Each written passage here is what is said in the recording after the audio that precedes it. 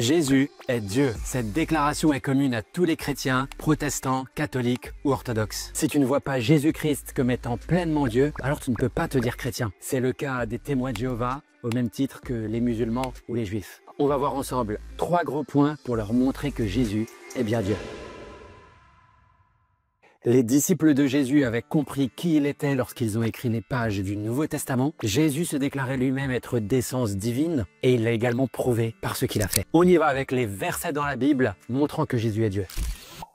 D'abord, un passage de l'Ancien Testament qui annonce la venue de Jésus. J'aurais pu en sélectionner d'autres, mais je vous lis Ésaïe 9, verset 5. « En effet, un enfant nous est né, un fils nous a été donné, et la souveraineté reposera sur son épaule. On l'appellera merveilleux conseiller, Dieu puissant, Père éternel, Prince de la paix. » Je crois que ce passage est assez clair. Maintenant, on va lire le verset le plus connu qui parle de la divinité de Jésus, qui a été écrit par le disciple que Jésus aimait. Il est décrit comme ça par Jésus, sans doute parce que c'est lui qui avait la plus grande proximité. Il s'agit de l'apôtre Jean. Donc lisons Jean 1 au verset 1. Jean commence de la même manière que la Genèse commence lorsqu'il est écrit « Au commencement, Dieu créa le ciel et la terre ». Ici, il dit « Au commencement, la parole existait déjà et la parole était avec Dieu et la parole était Dieu. » Donc ici, on apprend qu'au commencement, la parole de Dieu existait déjà. Ça me semble plutôt logique, on a du mal à imaginer Dieu sans sa parole. Jean ajoute que cette parole était avec Dieu et était Dieu.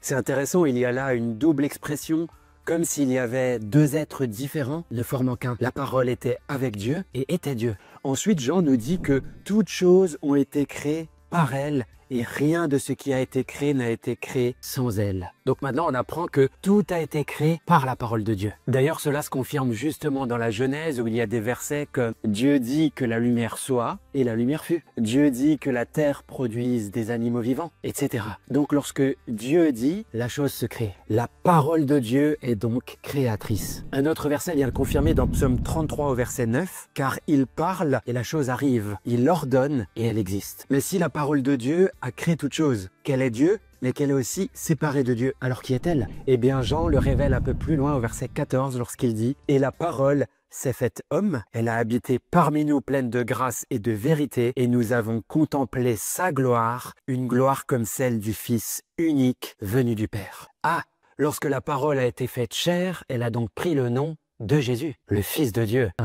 Vous arrivez à suivre? Nous avions donc dans les cieux la parole de Dieu qui existe depuis toujours, qui était avec Dieu et qui est Dieu. C'est elle qui a tout créé. Puis elle descend sur terre se faisant chair dans la forme du Fils de Dieu, qui du coup est toujours Dieu. C'est d'ailleurs pour ça qu'à un moment donné, Jésus lui-même dira « Le Père et moi, nous sommes un », puisqu'il l'a toujours été. Nous y reviendrons. Allons maintenant voir du côté de l'apôtre Paul, qui vient confirmer le discours de Jean à plusieurs reprises. En Philippiens 2, versets 5 et 6, il dit « Ayez en vous les sentiments qui étaient en Jésus-Christ, lequel, existant en forme de Dieu, n'a point regardé comme une proie à arracher d'être l'égal de Dieu. » La version Martin dit « n'a pas regardé comme une usurpation à être l'égal de Dieu, mais il s'est dépouillé lui-même en prenant une condition de serviteur, en devenant semblable aux êtres humains. » Ici, l'apôtre Paul nous révèle clairement que Jésus-Christ est l'égal de Dieu et qu'il ne rougissait pas de l'être, mais qu'en venant sur terre, il s'est dépouillé de sa gloire totale pour paraître comme un simple homme.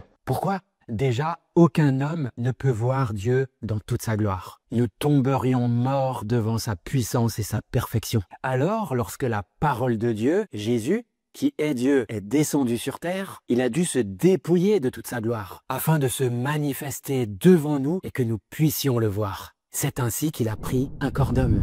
Et c'est d'ailleurs pour ça qu'il est dit que Jésus est l'image du Dieu invisible. 1 Colossiens 1 verset 15. Une autre raison pour laquelle il s'est dépouillé de toute sa gloire lorsqu'il est venu, c'est qu'il devait ressentir tout ce qu'un homme ressent. Ainsi, dans son corps, il ressentait la soif, la faim, le froid, la fatigue, le stress et même les tentations. Il a volontairement pris un corps pour être dans la même condition que nous sommes sur terre. Jusqu'à tout comme nous, avoir un Dieu qui est dans les cieux, le Père. Il s'est donc rabaissé dans un corps n'étant plus égal au Père, dans cette condition ici sur terre, et c'est pourquoi il dira « le Père est plus grand que moi », ou encore qu'il dira ne pas connaître la date de son retour que seul le Père connaît. Un autre passage de Paul vient confirmer les dires de Jean en ce que Jésus est créateur. Colossiens 1 au verset 16, en effet c'est en lui que tout a été créé dans le ciel et sur la terre, le visible et l'invisible, trône, souveraineté, domination, autorité, tout a été créé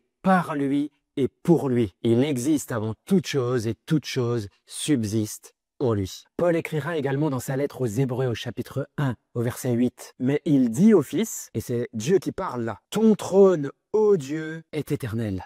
Dieu dit à Jésus, ton trône, ô Dieu, est éternel. Je pense que là, ça ne peut pas être plus clair. Et quelques versets plus loin, il lui dit encore, toi, Seigneur, tu as au commencement fondé la terre, et les cieux sont l'ouvrage de tes mains. D'ailleurs, restons dans ce chapitre aux Hébreux. C'est intéressant de voir comme Paul vient confirmer les dires de Jean. Vous vous souvenez à la lecture de Jean que Jésus-Christ, avant de venir sur terre se dépouillant de toute sa gloire, il était parole de Dieu dans les cieux. Alors, comment Dieu se manifestait-il aux hommes avant de faire venir le Fils sur la terre? Vous le savez, Dieu parlait au travers son esprit qui venait sur les prophètes. Ainsi, la parole de Dieu était donnée aux hommes à travers l'esprit. Eh bien, lisons Hébreux 1 au verset 1. Après avoir autrefois à de nombreuses reprises et de bien des manières parlé à nos ancêtres par les prophètes, Dieu, dans ces jours qui sont les derniers, nous a parlé par le Fils. Il l'a établi héritier de toutes choses et c'est par lui aussi qu'il a créé l'univers. Incroyable. Le Fils est le reflet de sa gloire et l'expression de sa personne. Wow. Attendez une minute. Vous voyez que ce passage vient confirmer tout ce qui a été dit plus haut. Nous voyons dans ce passage que Dieu ne parlant plus aux hommes à travers les prophètes, sa parole est donc directement venue sur terre par le Fils, au travers duquel tout a été créé, et qu'il est le reflet de sa gloire. Autrement dit, l'image du Dieu invisible. Vous voyez un peu la richesse de la Bible. Chaque écrit se recoupe et se confirme. Avant de passer à la deuxième partie où nous verrons que Jésus se déclarait lui-même être Dieu, je vous lis un dernier passage. 1 Jean 5 au verset 20. Mais nous savons aussi que le Fils de Dieu est venu et nous a donné l'intelligence pour connaître le vrai Dieu et nous sommes unis au vrai Dieu. Si nous sommes unis à son Fils Jésus-Christ, c'est lui qui est le vrai Dieu et la vie éternelle. Alors ne me dites pas que la Bible ne dit nulle part que Jésus est Dieu. On y va pour la deuxième partie. Jésus se déclarait être Dieu. Les musulmans disent toujours, montre-moi un verset clair où Jésus dit « Je suis Dieu, adorez-moi ». Vous n'en trouverez pas et donc Jésus n'est pas Dieu. Alors c'est vrai que Jésus ne vient jamais demander de l'adorer. Tout simplement parce que ce n'était pas sa condition lorsqu'il est venu sur terre. Comme on l'a vu tout à l'heure, il s'est dépouillé de tout pour se faire serviteur. Mais s'il n'a pas dit de l'adorer, il a en revanche à plusieurs reprises exprimé sa divinité. Nous allons voir ça tout de suite, mais avant, un autre discours qui est souvent mis en avant, c'est de dire, regarde dans ce verset, Jésus il se dit prophète, donc il n'est pas Dieu. C'est bien un prophète. C'est un très mauvais discours parce que Jésus est beaucoup de choses à la fois. Il est homme, il est prophète, il est l'agneau immolé, le lion de Juda, l'alpha et l'oméga, le sauveur du monde et Dieu. C'est pas parce que je dis à quelqu'un que je suis français que je ne peux pas aussi être italien. C'est pas parce que je dis que je fais du football que je ne peux pas à côté faire du basketball. Jésus est bien prophète, mais ça ne l'empêche pas d'être Dieu en même temps. C'est parti, voyons de quelle manière Jésus a exprimé sa divinité. Un premier passage intéressant, c'est lorsque Jésus, après sa résurrection, est venu se montrer à ses disciples pour la deuxième fois. Cette fois-ci, Thomas est présent. Étant donné qu'il doutait, Jésus va lui demander de toucher ses mains et son côté. Jean 20, versets 27 et 28. Puis il dit à Thomas, avance ton doigt ici et regarde mes mains. Avance aussi ta main et mets-la dans mon côté. Ne sois pas incrédule, mais crois. Thomas lui répondit, mon Seigneur et mon Dieu. Et il n'y a pas d'autre interprétation possible ici. Le terme grec employé est théos. Thomas a bien dit à Jésus, mon Seigneur et mon Dieu. Et qu'a répondu Jésus? Il est clair que si Jésus n'avait été qu'un enseignant et ou un prophète, il aurait remis Thomas à sa place en lui disant, oula, attention, je ne suis pas Dieu, je suis qu'un serviteur. Mais non, Jésus lui répondit, parce que tu m'as vu, tu as cru. Dans un autre passage, Jean 10, verset 30, Jésus déclara, le Père et moi, nous sommes un. Autrement dit, Dieu et moi, nous sommes un. Pour la plupart d'entre nous, ça semble clair. Mais il y a pas mal de gens qui cherchent encore d'autres explications. Pourtant, même les spécialistes de la loi de l'époque qui étaient présents ont compris la même chose que nous. On peut le voir à leur réaction, puisqu'ils ont voulu lapider Jésus. Eux-mêmes avaient compris que Jésus parlait de son identité divine. On peut le lire 3 versets plus loin, c'est clair et net, verset 33. Les Juifs lui répondirent, « Ce n'est pas pour une belle œuvre que nous te lapidons, mais pour un blasphème, parce que toi, qui es un être humain, tu te fais Dieu. » Jésus, à ce moment-là, risquait la mort par lapidation. Si les Juifs avaient mal compris sa déclaration, Jésus serait contenté de leur dire « Attendez, me lapidez pas, je vous réexplique que vous avez mal compris. » Mais au contraire, il va encore en rajouter une couche au verset 38. « Mais si je l'ai fait, même si vous ne me croyez pas, croyez à ses œuvres afin de savoir et de reconnaître que le Père est en moi et que je suis en lui. » À ce moment-là, les Juifs voulurent le saisir pour le faire tuer, mais Jésus s'échappa. C'est le verset 39. En fait, ce qui arriva ici n'arriva pas qu'une seule fois. On peut retrouver la même chose en Jean 8, au verset 58, quand Jésus leur dit « En vérité, je vous le dis, avant qu'Abraham fût, je suis. » Dans le verset suivant, je vous le lis, là-dessus, ils prirent des pierres pour les jeter contre lui, mais Jésus se cacha et sortit du temple en passant au milieu d'eux. Les Juifs, les pharisiens, les docteurs de la loi de l'époque avaient tous compris que Jésus parlait de son essence divine. Allons encore plus loin. Quel est le nom de Dieu? Pour le connaître, il faut remonter dans l'Ancien Testament, car Dieu a fait connaître son nom à Moïse. Dans le livre d'Exode, on voit Moïse qui se trouve dans le désert, et soudainement Dieu se révèle à lui au travers d'un buisson ardent. Exode 3, verset 13, Moïse dit à Dieu, « J'irai donc trouver les Israélites et je leur dirai, le Dieu de vos ancêtres m'envoie vers vous. Mais s'ils me demandent quel est son nom, que leur répondrai-je » Dieu dit à Moïse, « Je suis celui qui suis. » Et il ajouta, « Voici ce que tu diras aux Israélites, je suis m'a envoyé vers vous. » Pour les Juifs, le terme « je suis » désignait alors le nom de Dieu pour les siècles à venir. Il était d'ailleurs interdit de prononcer ce nom dans le peuple juif et il avait même été remplacé dans les textes par Adonai, qui a été traduit chez nous par « éternel » en français. Ce terme « je suis » avait été également traduit en grec 200 ans avant Jésus-Christ par le terme « ego eimi ». Jésus a alors utilisé ce terme des dizaines de fois en se qualifiant de pain de vie, lumière du monde ou le bon berger. Mais il y a plus important. Il a utilisé 3 fois ce terme dans un sens absolu, c'est-à-dire sans qualificatif derrière, comme Dieu l'avait fait en se présentant à Moïse. Donc pas en disant « je suis la lumière du monde » ou « je suis la porte », mais simplement « je suis ». Et de cette manière, il montrait bien à ses interlocuteurs qu'il se désignait lui-même avec le nom de Dieu. Jean 8, verset 24, Jésus a dit « C'est pourquoi je vous ai dit que vous mourrez dans vos péchés. En effet, si vous ne croyez pas que moi, je suis, vous mourrez dans vos péchés. » Traduction, si vous ne croyez pas que je suis Dieu, vous mourrez dans vos péchés. Et un peu plus loin au verset 28, il leur dit « Quand vous aurez élevé le Fils de l'homme, alors vous reconnaîtrez que moi, je suis. » Traduction, quand vous aurez élevé le Fils de l'homme, vous reconnaîtrez que je suis Dieu.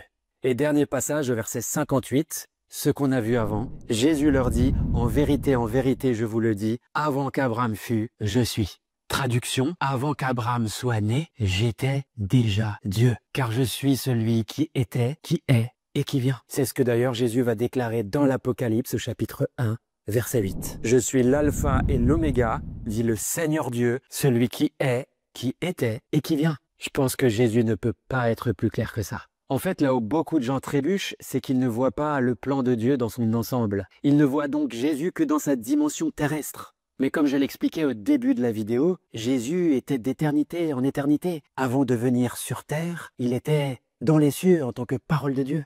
Et donc en tant que Dieu. Lorsqu'il est venu sur terre, il s'est dépouillé de sa gloire. Il faut bien retenir ceci pour comprendre pourquoi Jésus réagissait souvent comme un homme. Parce qu'il avait décidé de vivre comme un simple homme. Mais qu'en est-il après sa résurrection? Je vous rappelle cette phrase de Jésus en Jean 17, verset 5. « Maintenant, toi, Père, glorifie-moi auprès de toi de la gloire que j'avais auprès de toi avant que le monde ne fût. » Jésus vient ici confirmer qu'avant la création du monde, il régnait dans la gloire avec le Père. Et il demande qu'après sa résurrection, il retourne dans cette même gloire. Troisième et dernière partie, Jésus a prouvé qu'il est Dieu par ce qu'il a fait. Il est vrai que si quelqu'un dit qu'il est roi, champion du monde ou prince d'Arabie, ça ne veut pas dire qu'il l'est réellement. Ce qui prouve qui nous sommes, c'est ce que nous faisons. Donc au-delà de ce que Jésus a dit, qu'a-t-il fait? Lorsque Jésus réapparut ressuscité pour envoyer ses disciples annoncer la bonne nouvelle, les disciples se prosternèrent devant lui. Matthieu 28, versets 16 et 17. Mais Jésus ne leur demanda pas de se relever. Pourtant, les anges eux-mêmes dans l'Apocalypse ont demandé à l'apôtre Jean de se relever lorsqu'il s'était incliné devant eux. Car on ne fait ça que devant Dieu.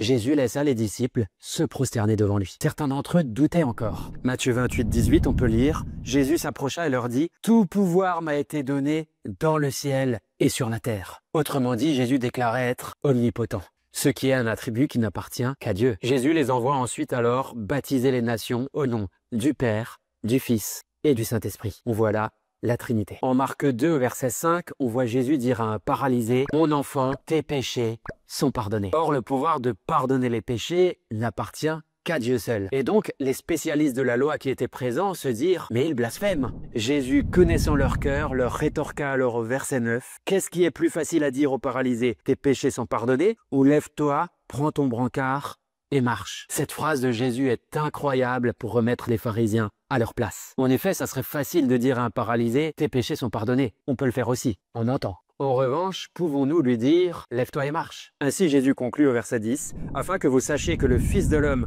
a sur la terre le pouvoir de pardonner les péchés, je te l'ordonne, dit-il au paralysé, lève-toi, prends ton brancard et retourne chez toi. Et ainsi l'homme fut guéri. Jésus ne se contenta pas de paroles ici, mais il leur prouva qu'il avait la puissance de la guérison et donc de pardonner les péchés. Si Jésus a sans nul doute choisi de ne pas connaître la date de son retour, nous pouvons noter que pour tout le reste, il a l'attribut d'omniscience qui n'appartient qu'à Dieu. En Matthieu 12 au verset 25, Matthieu 22 verset 18 et en Luc 6 au verset 8, on voit qu'il connaît à chaque fois la pensée des gens. En Jean 1 au verset 48, on voit qu'il connaissait déjà Nathanaël avant même de le rencontrer. Et les disciples aussi savaient que Jésus connaît les cœurs. On le voit au travers leur prière en Acte 1 au verset 24. « Seigneur, toi qui connais le cœur de tous. » Jésus, après avoir guéri un malade à la piscine de Bethséda, va également déclarer son omnipotence face aux Juifs. Une omnipotence qu'il va prouver par la suite. Jean 5 verset 19, Jésus dit « Tout ce que le Père fait, le Fils aussi le fait pareillement. En effet, le Père aime le Fils